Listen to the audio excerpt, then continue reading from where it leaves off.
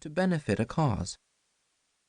He was a fashionable yet beloved figure, which is often a contradiction in terms. "Think of the word colony, as in summer colony," he'd say. "What did people do when they colonized a place? Exterminate the indigenous population with a combination of prayers and smallpox, then plunder the natural resources." Arthur worked to ensure we didn't colonize Provincetown, didn't treat the year-rounders as scenery or summer help, then vanish each autumn to forget the place. His parties funded good works for the town, bought computers for its schools, saved a marsh from reincarnation as a strip mall. I suppose Arthur functioned as my mentor, a slightly creepy term I've always thought. We were both alumni of St. Harold's, a second-rate prep school that had expired 2 summers before in the Berkshires. He was my elder by a good 20 years, so we hadn't crossed paths on the playing fields, but had met much later at a restaurant of the moment in the South End.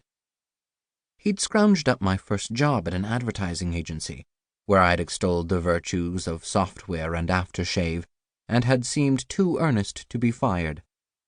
But that was over. I'd left my job, paycheck, and health insurance for a sort of bungee jump into show business. Staying in Provincetown for the summer, renting a seedy furnished apartment above a leather store, I'd volunteered to book gigs for our fledgling comedy troupe. We had done 10 well-received shows in the basement of a food co-op in Cambridge, and were now trying to crack the Provincetown club circuit. But we were late, pitifully late, because most clubs had booked their acts months before. Sitting on my host's chintz sofa, I reminded Arthur I was hungry for introductions to the club owners, sure to flock to his party. "We just need a break," I said. "We're almost there." "I've been almost there for most of my life." Arthur gave me an aquarium-sized gin and tonic. "Don't worry, Mark. All the contacts you need will be here today. Everyone knows I inaugurate the season." "Roger Morton is especially important." Roger Morton owned Quahog, a restaurant known for its so-so food, flour-filled chowders and scallops that might be skate, and top-rate entertainment. "He'll be here. They'll all be here. I've invited our best actor, Roberto Schreiber." I shamelessly added, "He's very attractive." Strangely, the single Arthur let this remark pass, saying, "I want you to see my newest treasure." Some jade bodhisattva or Staffordshire spaniels a maiden aunt had given him, I assumed. Then this guess imploded when he said, "He's in the kitchen, making the bouillabaisse. I asked you early just so you could meet him."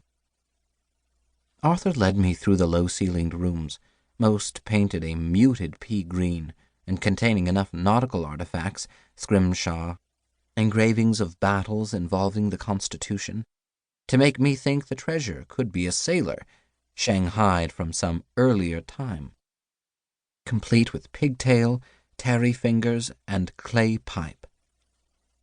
"This is Edward," Arthur said. "Edward Babineau." Edward was short, 5'6" or so, with buzz-cut, honey-colored hair and the snub nose of a child, or a Hummel figurine. His blue eyes matched the shells of the muscles he was cleaning, and the alertness of those eyes fought the sensuality of his other attractions, the muscular column of his neck, his full lips.